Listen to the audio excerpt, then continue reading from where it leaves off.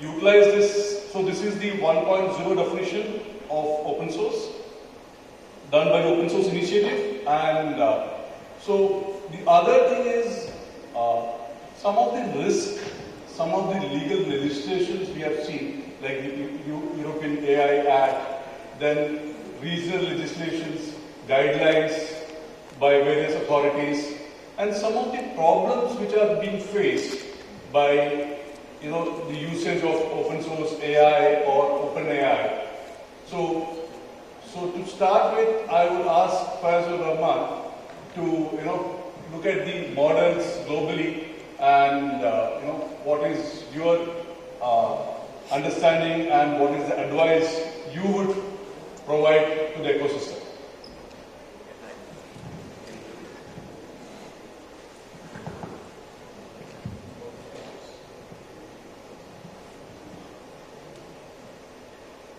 Thank you, Biju. So, I think one very fundamental point about open source and AI is,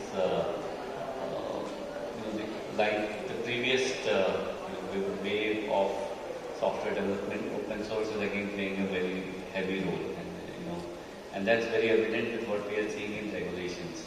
If you look at EU AI Act in particular, it has very long list of what are the operational obligations, compliances that are there on the deployers and on the users.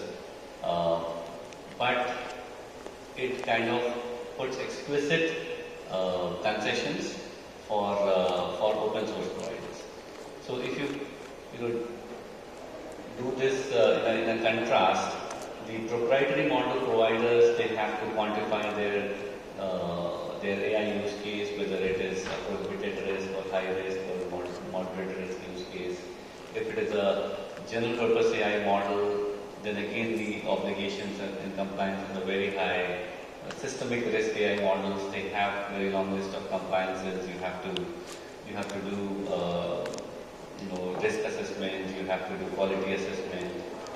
Data management system you have to put in place. Conformity assessment. You have to submit your documentation to the government, and most onerous of all is that you have to do a sufficiently detailed summary of your data set to the EU AI office, which is pretty loaded, and all of this it is being argued is going to slow down innovation. It's going to not help the industry and corporations in general.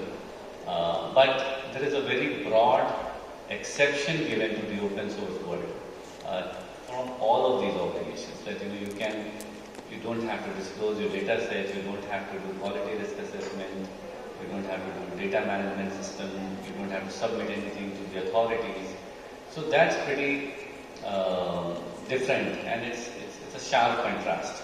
So that's most likely going to result in open source AI systems taking off. A lot of people building, developing, deploying open source AI systems. As against proprietary systems, which of course limits many privileges as well. So that's one thing. Another very interesting point that it did not happen, but in California the AI law that was tabled, it was a very interesting law which equated open source AI models to a bazooka. And the governor finally did not approve it, even though it was passed by the legislators. But I'm expecting that some other jurisdictions will also take a cue from this, and a similar laws will trickle down. So this law said that if you have built an open source AI model, you just cannot make it available traditionally. So it's limiting the open source models because it says it has potential of dual use. It can be used to cause damage to the public, to the society. It can even have military uses. So open source, unlike Europe, at least in California, was about to get regulated in a very reverse order, so to say. So these two are the end extremes. The way lawmakers are thinking about open source. On one hand, Europe has made it totally free and open, versus there's thinking in the US that even open source AI models can be very dramatically and destructively be used against public and society. So I think in between the two, we will see how the law emerges. But for sure, open source is going to be very large, very big, and the kind of impact, the business impact, the impact on innovation that it will cause, it will be bigger than the previous wave of software development in non-open source side of things. Thanks, Faiz. So from Faiz, I will move on to Raka. You work in this region, and on a day-to-day basis, there are so many legislations or guidelines and directions coming from the authorities here. And on a day-to-day basis, you advise a lot of clients. So on a, not a specific term, but on a general parlance, what is the line of thought you have been working in this region?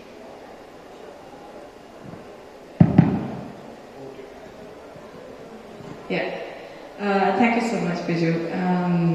Okay. Of course, it's a post-lunch session, and we do have just a few of us. But yeah, I mean, it's a very interesting topic. When I kind of kept looking at it, and kind of kept thinking about how do we gather our thoughts, and that's when I said that I want to touch upon the UAE part of the whole idea. And as you rightly said, that on a day-to-day basis, how do we look at open source from UAE perspective? So to give you an idea, that obviously there's a lot of thinking that the UAE government is doing so far as the open source community is concerned. So there are a few white papers and principles and guidelines which the UAE government have already brought forward and is in place. However, of course, it's a matter of time for us to see how would this pan out. Now, that's one part of it. Well, we are all waiting, we would have to see, but that doesn't stop us from speaking to client and telling them of something which is imminent and which is in front of us. And from that perspective, I would say that I surely will be looking at my notes a little bit, that there are definitely, the one important thing that UAE definitely recognizes is the limited liability framework, which is given to everybody, including the software developers. Now, I'm going to be basically just touching on a few points which, let's say if you are a part of a open source, but you're a developer who is from the open source community, what are the kind of things which you can still be implementing to be on the safety net side? So one is definitely that you do have the safe side of having the local laws or a legal framework which gives you a limited liability, and if you're a developer, you can definitely be within that framework. At the same time, you do have the logic of bringing forward contractual liability before anywhere where you are implementing this. So while we do not have any major laws implemented, definitely we do have stronger contractual liabilities which the courts would still look very carefully. The other thing is that proving negligence is most of the time on somebody who is hacking into a software system. It is not on the software developer. So that's also something which we would always say that, well, if you have done your due, then obviously you do not really, if you have enough evidence to show that, well, you've not been the one who's been negligent, then under that circumstance, definitely that's also a third level of safety zone that you can be a part of. And in terms of, let me just quickly have a look. I did have a few things jotted down.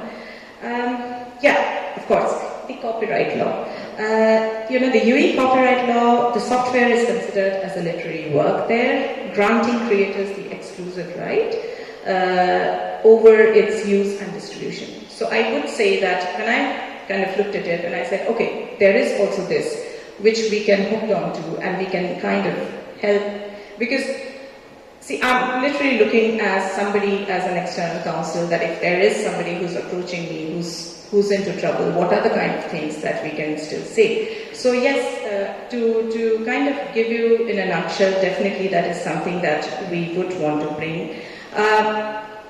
The last thing, this is, I would say, it's more of a strategy that we've kind of given to a few of our clients, that it is extremely important that they can establish a corporate entity, which would be like an LLC or a free zone, which could act as a legal owner and distributor of the software, effectively separating the personal liability from the business. So yeah, I mean, I would say a few things which I wanted to bring forward, which typically the UAE laws would quite holistically support. At the same time, yes, as I said, that as an ecosystem, the government is extremely conscious in building up an ecosystem. There's also an initiative on the AI side. There's an AI ministry which the UAE government has brought forward. So much to the level that it is definitely working towards a particular objective, an initiative which they're looking at formulating by 2031. But then, yeah, that's a matter of time. Yeah. So in fact, it was very interesting. You have an AI university, dedicated AI university, and you also have projects like the Falcon project. Yes. So it was quite interesting that the government is focusing India on this, investing a lot of time and money. Yes, and we are very hopeful that, yeah. I mean, this is going to go somewhere constructive, because UAE, unlike other, territories, is more like a melting pot, yeah. a lot like Singapore also. And as a part of that, we have to be a little, ahead of time, given that there's a high level of expectation from this government. They are expected to rapidly grow and give to the business side a lot of things, which would serve this level of... and adding to that, a ministry on AI. Yes, an AI ministry, and the objectives and the roles that they have. So, and I did have an opportunity before this year ended to, because we are, we are not a democratic country, but we did have, I did have an opportunity to kind of be from the private practice side to speak to the government, and with few of us, and for sure we could sense that there is a heavy sense of responsibility and support that the government is looking at bringing forward on the table to make sure that they're walking the talk. It's not just a policy in place in writing, but there's a formulative execution to that and implementation to that. Yeah. Thank you, Raka. Thank you. That was very interesting insight. Yeah. So over to you. So, Mr. Lorenz, you can elaborate on the EU perspective if you want, or if you want to take us through the German perspective, or the common misconception between open source and OpenAI.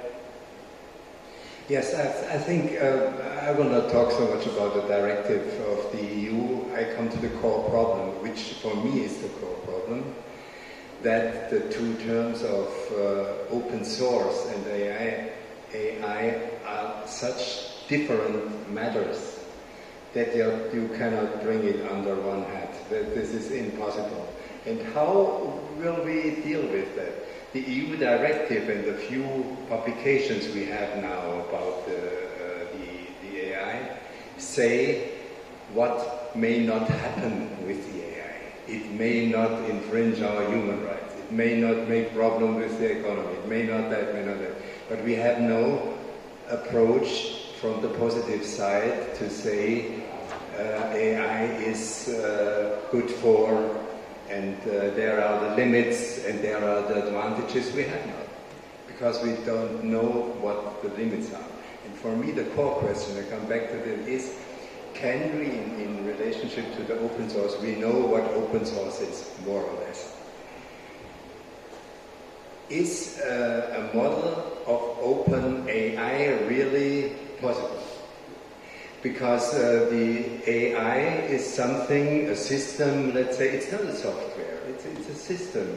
It's software driven, that's right. But it is independent. It can develop itself, and it become, when it is used, more than it has been in the beginning. And if you offer it as an open source AI, the user may make more of it than it was before. And how shall we deal with that? There is no idea about. I never heard about that. This is for me the core question. Before we cannot answer, we cannot come further. You may be aware of the company, the first US company which called OpenAI themselves. They have developed the ChatGPT and other. And they had the idea, this all is for the greater better, this is for the community, this is for all people. And when they recognized that you can make money with it, they made money with it. And this is the second problem. Is that really for the greater better, or is it for the profit of companies which use AI? And when the AI is becoming more intelligent than the company, what then?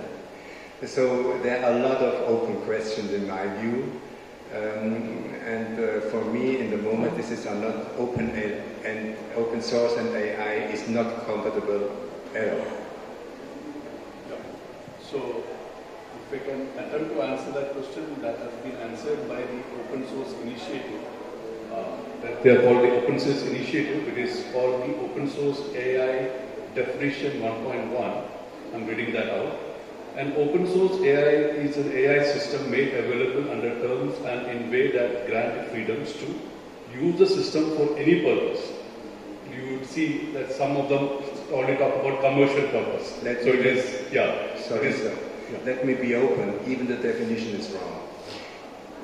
It is not. You said it is open source AI. No, I'm talking about open AI, not open source AI. There's something different. Yes. We are very unclear about the terms and the content. And before this work is not done, we have no clear regulation. Even this initiative is not satisfactory for me. Sorry that I'm so clear. Yeah. We all have the right to, we all have the right to differ with each other. Yeah. I would say that one of the things, Biju, when I was looking at this, is also that in case if a situation is that open source, till now, I was thinking of two situations. One where open source contributors are humans, and then there is a situation where open source contributors is AI. And then what happens? What are the attributes and consequences to that? One of the first thoughts, again, IP being one of my breadwinning practice area, I definitely was thinking that the first thing will be the violation of IP of several people, because AI is always being fed by prompts, generative AI, and we would not know how many source codes have gone into this, which is basically the AI, the copyrighted maybe source code of several other developers or contributors. So it would be definitely one of the, downsides which I have thought would be there. Yeah. So to answer this whole problem, at the Open Chain, which is a Nair's foundation project, where I also closely work with them, this is a good, interesting problem across the domain, because today a lot of open source contribution is also created by artificial intelligence, generative AI and stuff. So how do you track the whole system? So there is a process which is being worked upon. It's a work in progress, where you have a software bill of materials. Because you rightly said, there is human created software, then there is machine created or generative AI created software.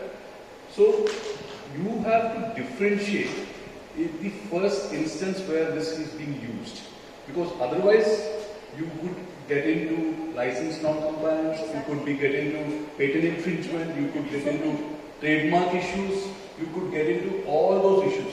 And think of it in this software supply chain situation, because then, so to do is to have a complete software bill of material.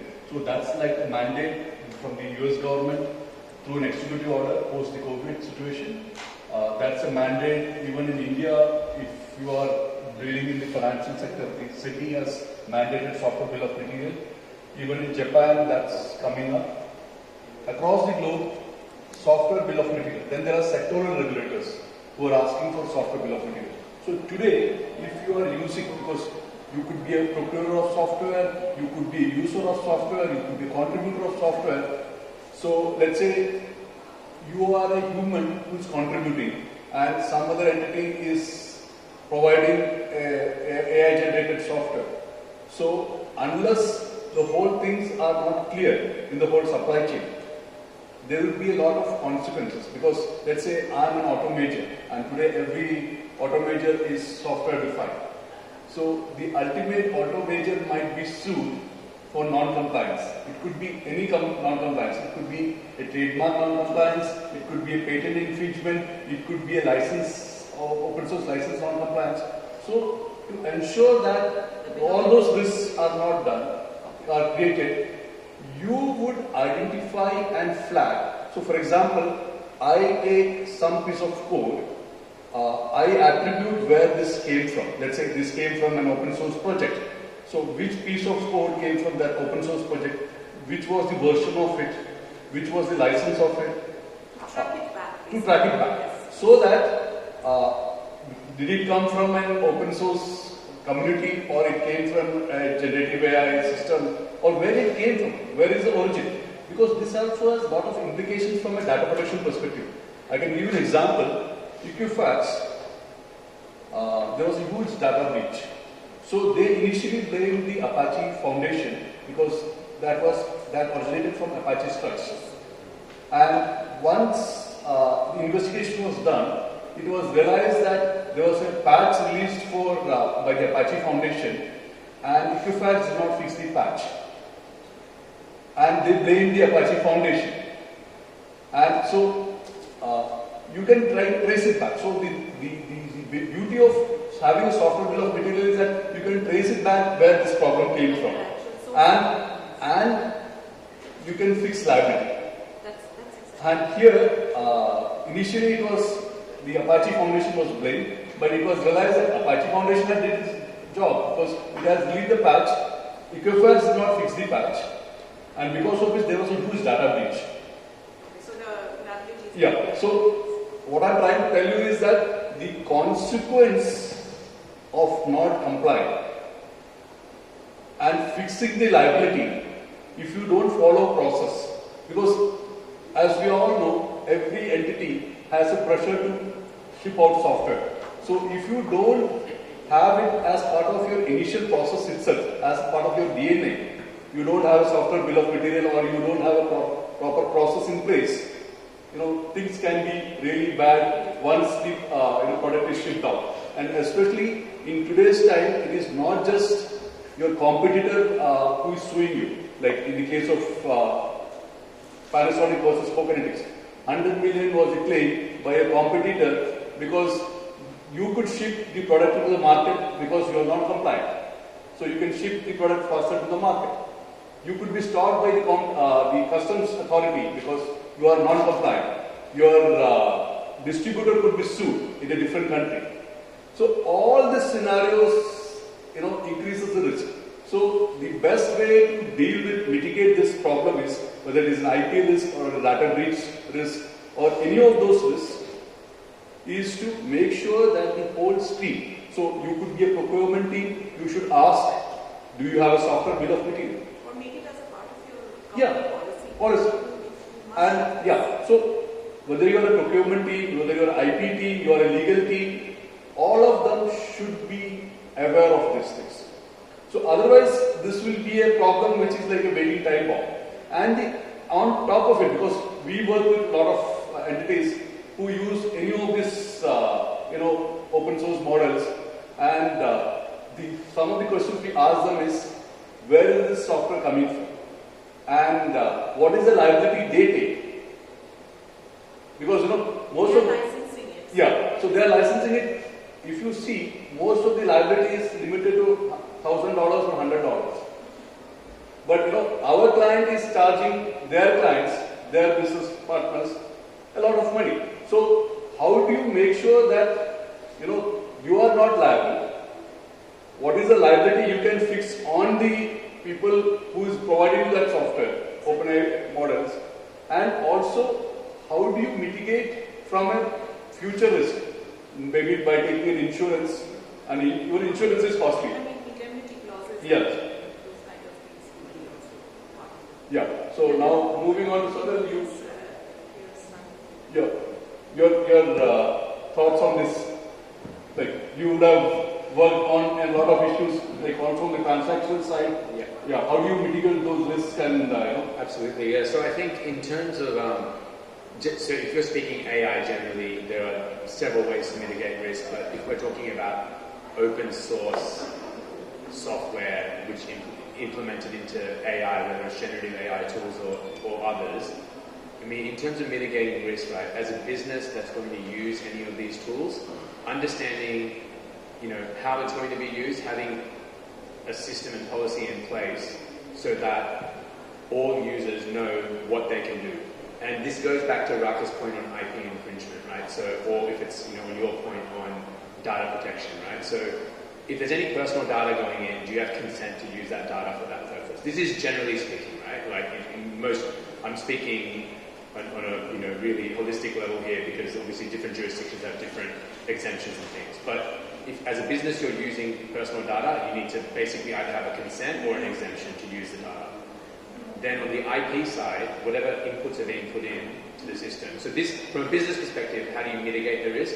Do you have authority and consent to use that data? So for example, if it's an excerpt from a book that you're inserting, together with a couple of pictures, and then you're trying to come up with a marketing campaign, what you have put in matters as to whether or not that's going to be copyright infringement. What comes out, you could still be liable because you were responsible for the inputs. And that's generally what most AI tool providers will have in their terms, that they're not going to be liable for infringement, right? So you have to be really careful how AI is used. It will save you time, but it could also cause you headaches if you're not careful. So also, there's a few other things to think about, like confidentiality. What you're putting in, right, if it's into, particularly if it's open source and you're using open source software, and then if others can then come along, if the license allows us so that others can come along and use your redefined tool, and you've got data that you need to put it in there, which may be confidential, that's going to be breach of the confidentiality is lost, right? Once confidential information is public, it's lost. So you've lost that protection there. So I also have a few notes just so I can make sure that I've covered it all off. And then how do you deal with the bias issue and hallucinations, right? And the accuracy. So if you're a business and you're using it, and as we become more time poor or trying to do things efficiently, we use these AI systems. How much confidence do you have in the output that it's reliable? If you're then, just say you're a consulting company, you then go ahead and advise, or just say it's an engineering consulting company, you go and advise a client on its new implementation for construction. What if some advice in there was just completely incorrect, right? But that business then relies on it. Obviously you can have things like indemnities and things like that, but that's your reputation on the line. Once it's happened, that business will never use your services again. So you have to think about, if you're going to use AI, really understand what it is that you're using, how strong is the data set, how reliable is it. It's great that there is some transparency there, but are you going to be able to pick up on hallucinations, right? And then from a licensing perspective, even though open source models that for AI have a license that allows users to go ahead and have a much more freedom than a closed system, right? Like OpenAI's closed system versus I know we spoke briefly yesterday about Llama, but just say, for argument's sake, Llama is open source, right? Even though arguably it's not. You've got more liberties to go ahead and use the program as you wish. But, failure to comply with the license still could lead to just breach of the license, breach of contractual terms, right? And then the liability of contributors, like Raka mentioned. So, contributors can also be held responsible for breaches from AI.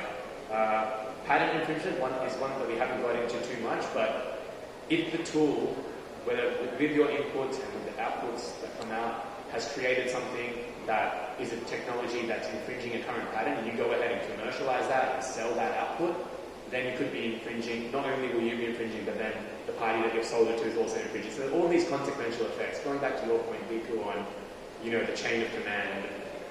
What happens if something causes one issue? It'll have a flow-on effect, right? Exactly. So what are some things that can be done to mitigate risk? And I think one that I thought about when I was thinking about these issues is what about the implementation of blockchain to help track and record the creation of AI tools and the creation of outputs as well. But then how public do you want that information, right? So you've got that. It's a balancing act with all those issues. Yeah, please. CLA. Yeah, that's a good. Yes. Yeah. I mean, is that helpful? Honestly, I am not too Yeah. sure. So I have read. yeah. So to some extent, but the problem is if you have a very strict CLA, the contributors don't contribute. They will not come to your project. So it has to be a balance between. So it has to be a we have seen in some CLAs where the clients wanted a very strict CLA. There is no contributors to that project. So contributors are engineers. So you have to think from their perspective. So it has to be the most simplest CLA. So if you have a very complex CLA, nobody will contribute to a project. So that's a big problem. Even if we also did that thing through that way. But there is a difference. If it is a company contributed project, like we have various projects which are hugely contributed by companies, then you can have a heavy CLA. But if it is a community-driven project, then you can't have a heavy CLA. So that's a no-no, big no-no, because no contributors will come. Because for them it is difficult to understand. So if it is difficult to understand, just leave it. They will not sign it up. The thing is, they will be very intimidated. Yes, they don't understand it, they get confused, so they don't sign it. Either that or they go ahead and then they take the risk, right? So then you've got that issue that some people will just go ahead, accept terms of service and continue. So you've got that on the side as well. I think just while I got the mic, just a couple more points on other areas of law to think about. Also on data, like cross-border transfer of data. So once you've got something into an open source AI system, let's just use that term, once you've got it in there and then it's then being used and it's being used in several markets, then just going back to the fundamental data protection laws in any country, right? And most jurisdictions now with strong, robust data laws will require there to be a standard of care and protection to that data, right? So, Singapore, GDPR, Australia, just to name a few, there's many more, California as well. When you transfer data across borders, there has to be robust security measures in place, right? So ensuring that, as a business, ensure that you have that. If you use any, outputs, just make sure that, you have that. So because the lawyers may understand, but then what about the different business units, right? So having training throughout, having a policy on use of AI, if you don't have one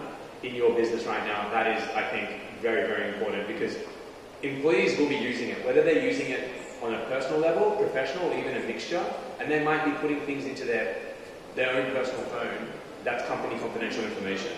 So the other one, on employment law, right, so it can actually impact employment practices, right? So basically hiring, termination, performance evaluations, right? So if you're using AI systems for all of this, increasingly you're seeing the rise of anti-discriminatory provisions, right, in employment laws. So if you're using AI tools in your policies and the information you're giving to your employees, just be careful, or make sure it's reviewed thoroughly, right, to make sure that it's not triggering any of these laws.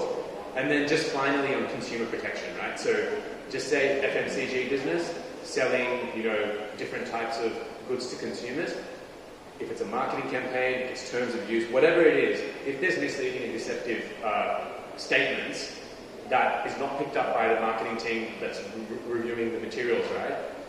Just think of the impact of that. That's reputational damage, that's penalties in many countries, Australia, Singapore at least, and I know in other markets as well. So it's just all these things you have to think about. So the use of AI will just trigger, it's not just IP, this is an IP and a technology conference, but it's not just IP, there's so many other areas that you have to be conscious of as a business when you're using these tools, and then understanding, having policies in place, having systems in place to ensure that your data is protected and that your employees are protected as well. But at the end of the day, if one employee does something, it will come back on the business. So you mean to say that the more work for the lawyers, make open source policies, make AI policy for the company and organizations you work with. So that's good, no? That's good. That's good. More, No, but I mean, look, just think of it as what I tell my clients about IP is when they're concerned about the cost, I say, okay, look, I'm not saying you need to file for everything. File for what is most important in the next, 3 to 5 years for your business. Same with AI, okay? What's most important for your business right now is ensuring however your personnel are using AI systems, is it going to have more of a positive impact or a negative impact? What's your liability risk and how can you mitigate that? If you mitigate that, that's an investment into the well-being of your company, right? Like, if you've done that, you've taken these steps to avoid a disaster. You don't know what's going to happen. For example, like you mentioned, data breach, you don't know when that's coming around the corner. In Australia, there's a very big data breach for the second biggest telco. You might have heard of it. It was Optus. And so there's Telstra as the biggest telco company, which was previously government-owned, then was privatized, and then Optus. So the second biggest, so there's millions of customers. Data's out in the open. It was one of the biggest data breaches, and the business didn't know what hit them. So this wasn't an AI thing, but it was cybercrime. And that's probably one of the other biggest risks that you have to think about. You have bad actors out there, you have cyber criminals that are just waiting to take advantage. And when you now have the rise of AI agents, right? If you instruct an AI agent and it goes ahead and does the task and comes back to you, how do you know the AI agent hasn't gone rogue and given your banking information? Yes, there's two-factor authentication, but if it has access on your phone, imagine that you log into your account, it's got your password, it will take that information, it could send it off, and instantaneously you might get a notification that you've got the one-time PIN, but straight away the AI agent has sent it already, and someone has just taken all your money out of your account. Not to scare you, it's a possibility. And there is geopolitics also. Exactly. The state actors, and the chip war and the AI chip war, Exactly. which we already are seeing between China and the US. So, broadly, what I still have understood is, even on the data set, this open source initiatives takes care of a lot of it, because as regards to preferred form to make modifications to machine learning systems, data information, sufficiently detailed information about the data used to train the system so that skilled person can build a substantially equivalent system. So it must include the complete description of all data used for training, including if used of unshareable data. So I think to a large extent, this open source initiatives definition, to my understanding, although this is version 1.0, with more understanding, more learning, we can evolve that. But I think to the present time, that's the only definition which defines open source license to some extent globally, because this is an initiative which also have defined the freedoms which we get in the open source world. So I think to some extent the most respectable definition available today is this, but as I said, it could evolve. We have differences even among the panel. So moving on from there, let's also deep dive into some of the risks. Like I want to talk about the problems which is faced by the startups and smaller entities, especially from like we have seen entities like which have been sued by patent trolls and stuff. So like Mycroft was a good example, where they were an AI company and they were sued and by a patent troll, and finally what happened was the patent got invalidated, but by the time they lost a lot of money and the company had to get shut down. So on this context, there is a global committee, a disclaimer, I am also part of the global committee, it's called Open Invention Network, where we protect Linux and open source from patent contention. So irrespective of the type of company you are or the entity you are a startup, you are a project, you are a company, you can join the community. The basis is that it's a reciprocal pledge. So I will not sue you, you will not sue me on Linux and open source across the globe. Unlike an offensive strategy which is time consuming and costly, this is a defensive strategy which you can adopt. And most of the global AI patent owners, not just from US or from China, across the globe, people are party to this community. And I feel that a lot of patent litigation we will see in the coming time would be AI focused, because today everybody is using AI in one way or the other, whichever sector you are in. So, that's like a hot area where a lot of patent infringement cases will be there. And most of these startups or small entities will not have the wherewithal to fight back, because patent litigation, as you are all aware, is a very costly affair. The other community I can think of is called law. Yeah. So that's license on transfer, where that's again a defensive patent strategy, where if you are a lot member and you sell any of the patents, any lot member sells any patents and it is bought by a patent troll, that patent troll cannot use it against another lot member. So both these defensive strategies also could be of use to companies across the globe. And when you are a university, you are a smaller entity, everybody can join them. Yeah, I think. Any questions from the audience?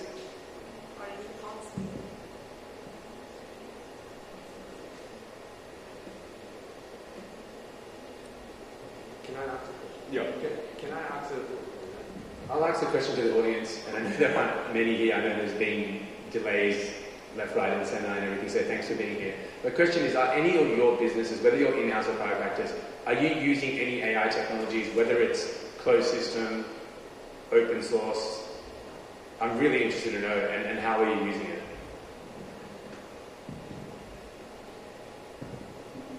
Okay, I can give you an example from what our firm is doing, Baker McKenzie.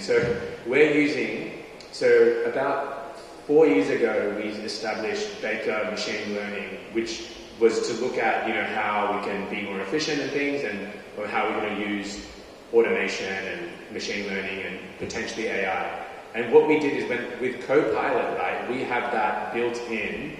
So we use Microsoft Copilot, but it's in a closed system for our use only within the organization. So when we go to Copilot, there's one function which is work, which means it has our internal resources globally from our 77 offices, and then web. So if I type something into Copilot, the outputs it gives me will give me from work and from web. So and with the sources as well. So I find that really helpful. So it's something to consider within your business, whether you're private practice or in-house. Something like that could be implemented, right? That's just one example. There could be others. There will be I'm others. just curious about the liability clause. What is the limit of that liability? So we have a policy, an AI policy globally, and also you have to do a certification to use it. You can't just go ahead and use Copilot. So you have to complete training, certification. So we've done that. So only those that have done that can do it. From a liability perspective, we are lawyers. So if you see something come out from any AI system, at the end of the day, what goes out of your email account is your reputation on the line, so it's the same principles, right? So we won't be suing Copilot if anything goes wrong. We'll just get sued. Yeah, sure. Yeah, sure. Mm-hmm. Then maybe. Yeah. Internal employment policy, would you be having this, put into the system or put into the part of the contract, saying that if you are certified, would you be using Copilot or maybe a ChatGPT, and if you're not, then you are breaching the employment contract or your liabilities are there. So I understand that at the moment, it's not part of my employment contract and I haven't received a revised one, but is the firm now issuing those with those provisions? I don't think so. But because we have a policy in place, right, and we have to, so basically the way we cover it off is in our employment contract we'll say, you must have guidebook and employment handbook and policy. Exactly. And prevailing guidebook. Yeah, it gets captured under that provision, right? So essentially, all employees need to comply, and if they don't comply, they will be in breach, right? So, and I must let you know that we're not using it to then give legal advice, right? It's a good starting point to see what. So, say for example, a client wants a bespoke training session on open source AI, right? I can go in and I can find out what has our firm already done internally and what is out there on the internet. And then it'll give me ideas, and then with that I can formulate my own points, right? So I'm not saying use it and use the output and then just hope for the best, and you've done it, you've had a shortcut, but it's a good starting point. So that's just one example, but to give advice, right, bespoke for a client, that to that level, whether we're using it for that at the moment, I would say we're not, but we are using it, we're experimenting, we're seeing how it goes, but ultimately whatever advice comes from our inbox, that's on us. So we have to have 100% confidence in that advice. So everyone knows that in the firm, and you can only use the tool if you are on board with that. So, and if you go rogue, for lack of a better word, then you'll be in breach of the employment policies. Yeah. So I also have some thoughts on the M&A merger and acquisition side, because today, a lot of acquisition happens of software companies or any entity which obviously has a lot of software usage.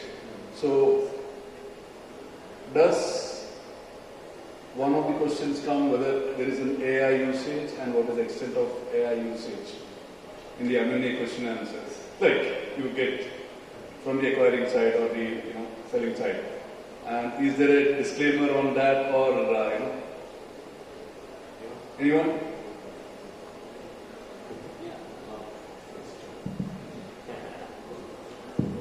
Yeah, I think AI is not a bad word. That's fantastic. I know that. So as part of acquisition, it shouldn't be positioned as the using of AI as the trouble per se. But yes, what is surely bringing in a lot of degree of nervousness if you use AI as a tool for M&A due diligence, because that's when your sensitive documents are going, and I'm not talking about the open source AI here, proprietary models, because your documents are going into the mother AI model, whether that document gets cached, whether it gets used for training. So that's one point where the target companies are very particularly putting a condition to the acquiring company that you must not use AI tools to run the due diligence on our documents. Well, as a company, Use from the industry side, and then if you are hiring, let's say, a law firm to do this, would you then pass on the obligation to them? I'm sure, because how would you know that maybe one associate sitting in one of your firm room is still using a ChatGPT and is going to the data room, looking at the documents, doing the due diligence exactly through ChatGPT. So that's where Infosys might get into. So for surely for general transactions we don't put that condition, but specifically for M&A we do put that condition that that the law firm, the engagement letter covers it, that there should not be any AI used for, unless it is on-prem deployment or an open source AI models that the law firm is using. So there are those carve-outs that are out there. I think a lot of AI is used also for IP filing. Like both of you, if you want to take that up. I'm honestly not aware of IP filings happening through AI. Or we still are doing it ourselves. for patent search and stuff. Sorry. For patent search and stuff, the use of AI.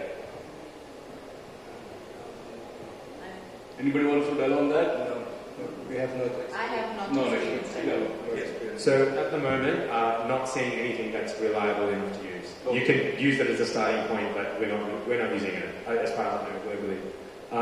On the M&A front, so if you have that in-house system, so with us, I know that if the client consents, we can tell them we have a closed system. It will never leave our system. It's just like our document management system. It's never going to leave, right? So if we put it in that system, then we can use it. But once again, like Faiz mentioned, we'll need a carve out for that, because if they already have a provision, no AI, then we discuss and say, look, this is our system. We explain to them this is what it is. These are the terms. Every employee that uses it knows. it's strictly prohibited to use like ChatGPT or anything within the firm for anything that's firm related or for any client. So, and as a firm, if you're a private practice firm, please do make sure that your policies are in place. But I'm sure they are. But if you're a business as well, just to think who's using it and how are they using ChatGPT, because the legal folks will probably have a better understanding of the implications. But what about the business units? Do they know? Yeah. Yeah, so especially in the IT firms, what I've seen is, especially for the prior art search, there's a lot of, some of them using AI to I think AI is fantastic. It's a very useful tool, but like I said, honestly, being very candid, if we look at a private practice law firm structure, and we have Gen Z already with us, right? They're the AI babies, is what I would say. They don't breathe without AI, I think. So you cannot really stop, you cannot really go into the point to say, well, the thing that I think as a very, very organic corrective measure that one can take is making sure that you are validating everything with actual source. Something we have historically always done as a practice of law. I don't think you would ever practice differently. You cannot not validate information and just give it away to client just because it's fancy. So yeah, that's it. So nobody has harnessed the Big Four prior art search.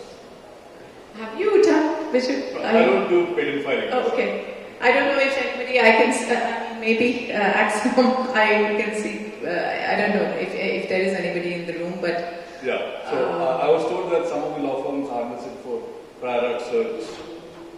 But I'm sure they're validating that. Yeah, validating it, yeah. Okay. Because it's definitely way faster to use and get Life it. is made easier for them.